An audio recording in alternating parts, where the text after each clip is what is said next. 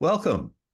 I'm Ron Baker, and this is us, Canadian Small Churches in Action podcast. I want to say that I have one of the great privileges today of speaking with a man who is, I would say, the instigator of these podcasts. I'm going to let him introduce himself, talk a little bit about the organization that really has been his passion as a founder and is working with it. And then we're just going to jump into a whole bunch of chat about small churches. So I'll let you introduce yourself, Ron. This is Ron number one, and I'm Ron number two. So if during the podcast one of us you can't tell which Ron it is, well, it's one of us Rons. It'll be fine. We'll be good. So, Ron, take it away. Just tell us a little bit about yourself, a little bit about Small Church Connections history, and we'll go from there. Yeah, my name is Ron Johnston, and I've been the director of Small Church Connections for the past about 15 years. And it's given me this incredible opportunity to meet many small church pastors and spouses and members all across Canada. And for that, I am so very, very thankful. Um, you know, I think that the beginnings of small church connections really lies in the fact that my whole life has been spent in small churches. Mhm. I grew up in a small church in Northern Ontario and then attended and pastored small churches in Southern Ontario. And and so I all of my church experience almost, with the exception of for 6 months, I attended a mega church. And and then at the end of the 6 months decided I wanted to get back into my comfortable zone in a small church. Um, but I think the seed for small church connections and my own passion for small churches was planted in me at a Billy Graham crusade down in Boston quite a few years ago. And they used to have what they called a school of evangelism that you pastors could go to all during the day, Yeah, I and then remember went those. to the meeting at night. Mhm. And so I was on the fourth day of that school of evangelism, and I was sitting in this huge room, about 1,000 pastors there. And I looked around and I thought, the guy who's speaking is the pastor of a church of about 5,000 people. And I thought every speaker they had there that week was either a pastor of a church that big or a member of the Billy Graham Association. And I remember looking all around the room and thinking, I'll bet you that about 80 to 90% of everyone who's here comes from a small church. And I thought, I wonder just how well that relates. Mhm. Small church people need to have someone who really understands small churches, speaking at things that they're at. And that sort of planted a seed within me. And then about 15 years ago, I spent a year. I had been a pastor of a small church, and then for about a year, I didn't have a church. And towards the end of that year, I had an experience that for me was just completely unique. I had never had anything like this before, never had anything like it since. But one night, I had a dream in which a very respected evangelical leader in Canada came to me and said, Ron, you need to start a ministry for small churches. I got up the next morning and shared it with my wife, and we that sort of set us on to an adventure that we've been on now for all the intervening period, and have loved every moment of doing that. We've been able to plan church retreats for pastors and spouses. I've spoken with so many different pastors and whatever, and I, I I often say that there's a lot of people that love small churches. Yeah. I, I think that as much as anyone, I have a passion for them. I really do believe in the importance of small churches, and so it's been a great journey. Yeah. Well, I've been part of retreats that Small Church Connections has held. Well, I've served on staff with you and enjoyed it very much. I think that there's no question that what you've been doing and what Small Church Connections has been doing has been significant in the Canadian scene. And that's another area that maybe you can just tell me, why did you stick only with Canada? And why is Canada so important? I think there's probably a couple of things there. One is just I have a natural tendency towards being staying in Canada.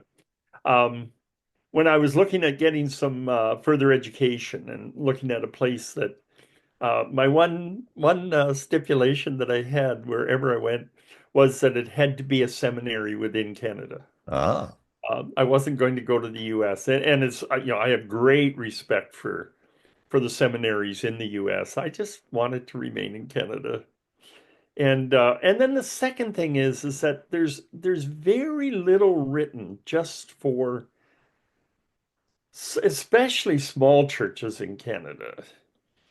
But conferences I went to would have American speakers. Um, books I read and so much of what is out there for training of pastors and that all comes from the US. And as much as I love Americans, mhm. um, Canadians are unique and different. And our perspective on church is one of the sort of funny things was I was in the Maritimes one time and the question I get asked more than anything else is, Ron, how do you define a small church? Yeah. And I always say that very arbitrarily we chose the number of 150 Mhm. and under in on Sunday morning attendance. Membership is everybody has a different Oh yeah, that just definition of goes all over. membership. So we took attendance. And I was at this meeting and I mentioned that it was 150. And I remember this group of pastors looked at me and started to laugh. And they said, Ron, here in the Maritimes, those are the big churches, 150. So any number is arbitrary. But it's good to have something that sort of defines. Now, maybe it's because I've concentrated in this area over the last while, last few decades. I think there's a greater both understanding and desire to know about the small church.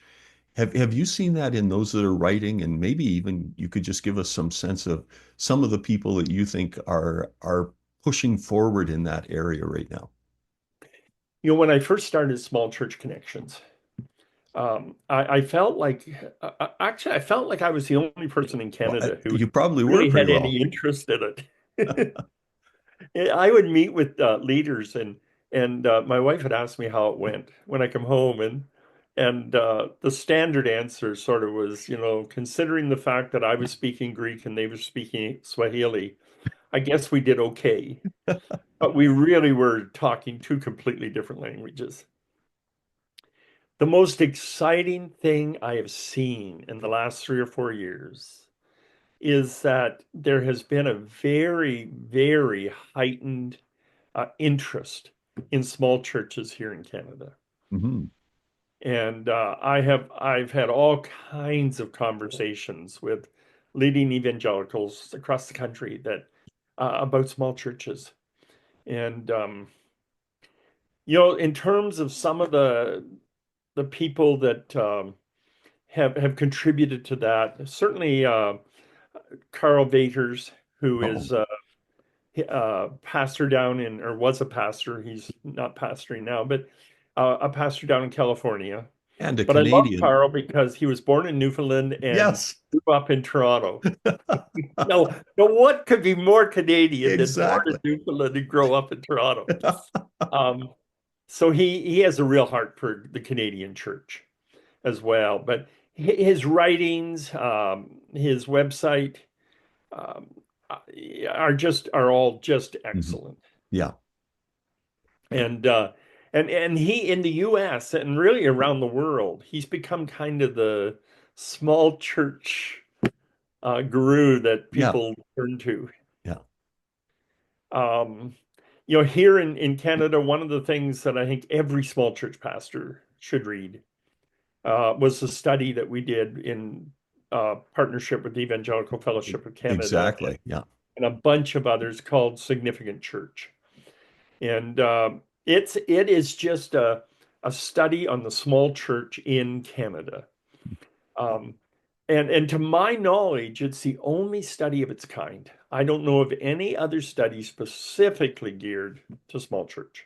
Yeah, I don't know of any at this moment either. No. Yeah.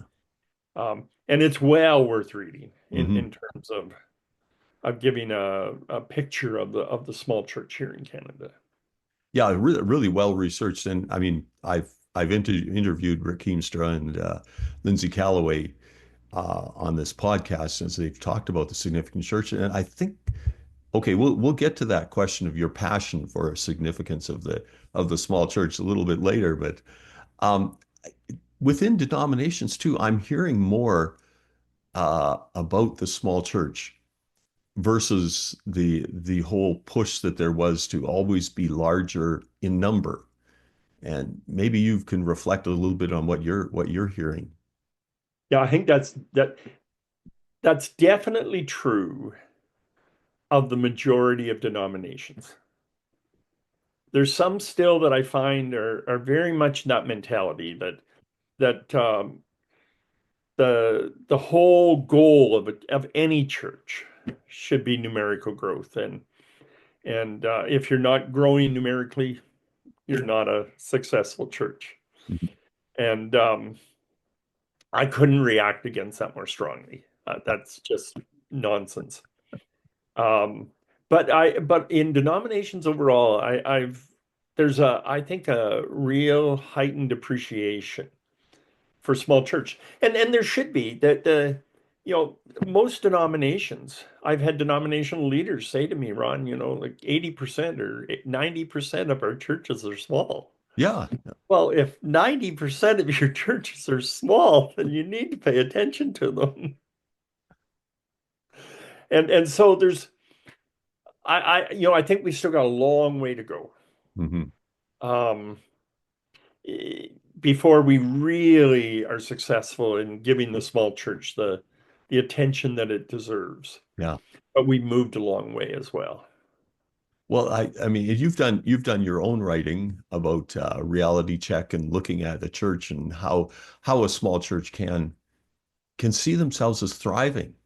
And maybe you could just explain or talk a little bit about how what you see in the small church that is thriving, that helps us to say, hey, this is something that we need to be doing. The first thing that I would say about small church is that it's at the heart of every small church are relationships. Right. And the small church should just naturally be doing what a lot of large churches uh, pay a lot of money and bring on staff and everything to try and implement within their church. And that's just the whole thing of relationships. I've asked this question in numerous settings, what's the biggest strength of your small church? And 100% of the time, I always get the same answer. It's relationships. That's why people go to small churches, is because they want to feel like they're part of a group that they really belong to. And Um, I think within our culture, maybe this was accelerated through COVID, where people became isolated and or were unable to be with people, and that whole area of relationship uh, began to stand out. Um, could you maybe talk a little bit about where small churches are at now following a pandemic that shut down the actual in-person, now returning to that? Where are we at with small churches um, relationally? What's being done? Maybe you can even give some examples of things that are happening that. are Yeah, exciting, I guess you'd say. you know, the um the whole thing around COVID, Hmm. um, I mean, was just it was difficult for every Yeah. size church and every pastor and everyone related to the church. Um, but I think one of the things that and I don't think there's any statement that anyone can make about the church coming out of COVID Mhm. that is universal. Right. Yeah. Like whatever you say, and no matter, you may have something that's it is true in many churches, but I don't think there's anything that's true in all churches. But I think one of the things that really helps small churches a lot, I know this is true in the church that I attend, um, is that if relationships is the heart of who you are, then I think a lot of people in small churches were eager to get back to meeting together again Hmm. because it was that relationship that they loved. If in a larger church, if programs are at the heart of who you are, then you're weighing out the programs as to whether you can get what you want as easily online as you can. And so I actually think that in many ways, small churches come out of COVID better off than larger churches. Um, as I say, I think it all focuses around that relational strength of a small church. Yeah. And I mean, I've seen that. I watch it even in the current church, one of the current churches that I'm attending, uh, had at one point gone down into the, 10, 12, 15 people, and now is coming back, and the snack time we had yesterday and that sort of, we get together and we talk, and the church is now probably running 70, 80 people that show up for a Sunday service. But I think it's more than just the Sunday service. And maybe you can talk a little bit about small church. Well, it's relational part, but yeah, that, I would encourage small churches when they're planning things, whatever that might be, whether it's a new program, whether it's a change in your services, whatever it might be. Um, I would encourage them to always think in terms of relationship. So, on a Sunday morning, if you're a small church and you are not having snack time after your service, then you're losing out on a huge opportunity. Because that's if you I always say if you get a cup of coffee into someone's hand, then you've got them for at least 20 minutes. right. Takes them that You long to drink know? it. Yeah. And that's 20 minutes where you can be visiting and chatting and that. And so uh, I would encourage probably I had one pastor say to me one time, and we were talking about relationships and whatever, and he said, Ron, he said the church I pastored before I came here, he said the denomination was really pressuring me to uh, to start a small group program. And he said, Ron, he said, we're small. He said, we were a small group. We didn't have to start a program. We just were a small group. And that should just naturally be a part of who small churches are. I want to go to a little bit of a story to get into the next question, or your passion, if you want to call it that. But I remember a few years back inviting a pastor to come to one of the Small Church Connections retreats, and he has had young fellow just starting into the ministry in a small church, and small churches can have their rocky times as well as their good times. So he was quite glad to come to a retreat. He walked away, and as we drove back uh, to our homes, he said, "I think the thing that I took away most from this is that the small church is significant. And I know that's a passion of yours. How do we dispel that idea that it's not significant and just talk a little bit about the significance of the small church? There's a couple things that contribute to that significance. One is just numbers. Hmm. We think of small churches, we think of small numbers, but there's about probably a little over 8,000 small churches in Canada, Hmm. small evangelical churches in Canada, and probably about the same number of mainline churches. If each of those churches averaged 40 people on a Sunday morning, that is 320,000 people Hmm. that get their spiritual feeding on a Sunday morning in a small church context. And that's not an insignificant number of people. Certainly not. No. That's a lot of people that are attending small churches. Another thing is that in many places in rural settings Hmm. across Canada, small towns, whatever, um, a small church is the only evangelical voice in that location, and you take that church away, and there's no gospel voice left in that town or that community, and that would be tragic. Yeah. Yeah. Um, and then the other thing is just, I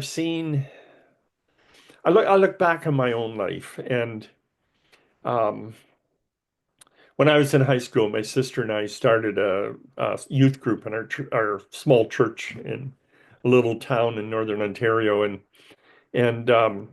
we ended up with about 25 young people attending this youth group in a church of 45 people.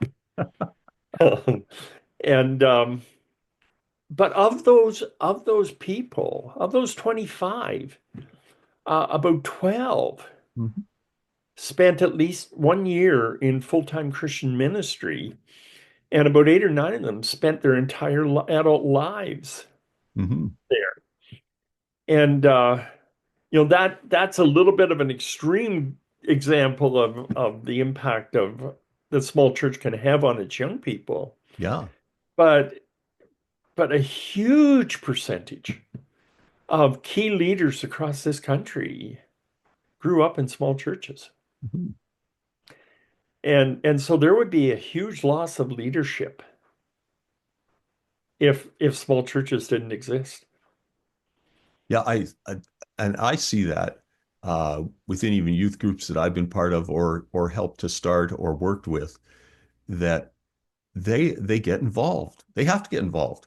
In a larger church, sometimes youth can come, they can sit, they may even attend a youth group, but it's it's not that they don't necessarily move into the option of ministry. They just stay in the option of I just enjoy being here. And that, there's whereas I know I've had kids as having been a musician myself, had kids come and join music groups, and I don't think they ever would have had the opportunity to move into a music ministry or become musicians unless they've been had that opportunity to say, "Hey, come on, we don't care how great, how bad you are. We'll work with you. We may have to tell you you're bad at some point, but or we'll just say, hey, this is great. You're doing a marvelous job." Uh, but Yeah. it's in relationship. Yeah. I had a young woman grow up in a church that I pastored in, and she went off to school Hmm. and had to leave the small town and go to the city. And she started attending a mega church in London, Ontario. And I was there one time, and I just was walking across the parking lot, and I she was coming the other direction, and we chatted, and I said to her, I said, you should see if you can't become part of the worship teams here. Hmm. And this gal had grade 10 piano. She sang the lead part in the high school musical production Oh, that they put on. wow. Yeah, Like she was talented. And her immediate reply was, "Oh, Ron, I'm not good enough to, you really. know." Um, and that's there's a lot of people that don't have professional level giftedness Hmm. Yeah. that just aren't using that gift. Yeah. They don't think they qualify. Well, I think I mean small churches is your passion, and I've heard this from you, and I've worked with you in this whole area. We're coming actually, unfortunately, to the end of our time. They always this 30 minutes always goes way too quickly. So I'm going to make sure that you have enough time to just talk about the one thing that I always, as you've noted in listening to the podcast over the years, there's one final thing that I ask those that are on my podcast, and I say, if you had one piece of advice that you could give to a small church leadership, to a small church pastor, what would that piece of advice be? I have a sermon that I have preached all over Canada Mhm. called How to Measure the Value of Your Church. And I always end it in the same way, that sermon. And that's the advice I'm going to give. Okay. I always say to the people in a small church, I'll say, if I came back in 2 or 3 years and your church was bulging at the seams and you were having 3 services every weekend and you had a multi-million-dollar budget and programs coming out your ears and you were the talked about church in all of Canada. I always say you would not be of one speck more value in God's eyes than you are right now, because size doesn't give you value. It's the relationship with Jesus that gives you value. And so, small churches, anyone who may hear this, your small church matters to God. And if it matters to God, then it has to matter to me.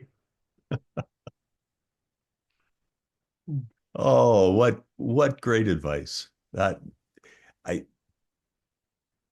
I've heard and I've enjoyed over this last while in these podcasts just hearing the heart of the leaders and the pastors and others that have been part of this podcast as they've answered that question. What is this one piece of advice? Humility kind of stands out. The ability to live with Jesus and that's the most important thing. It seems like we live in a hero culture where many people um, enjoy the accolades of those around them, and they just love to hear that. And becoming a hero becomes almost greater to them than being a godly person. And I think what you've just said, Ron, and maybe you want to expand on it a bit, but that whole idea of we are God's people and a small church carries God's people. And I don't know if you want to say anything else. I'm going to leave it open for you, and then we'll close off. For about the last 50, 60 years, people in small churches have been told that the measure of success is numbers. Mm-hmm. And I just want to reiterate that it just is not true. Um, it's as a small church, you can have impact in so many ways on people's lives. And so don't let anybody, if you are in a small church, don't let anybody. I'll just finish it off with this, Ron, because Okay. I'm kind of known for saying this, but Yes, the I, one thing I that I I think I will already not know what you're going allow to say. anyone to say is we are just a small church. Get rid of the just. You are not just a small church. You're a part of the body of Christ. Yeah. So with that, that's my last word. Those are great words of wisdom. And so thank you very much, Ron. I've appreciated having this opportunity just to chat with you. Thanks again.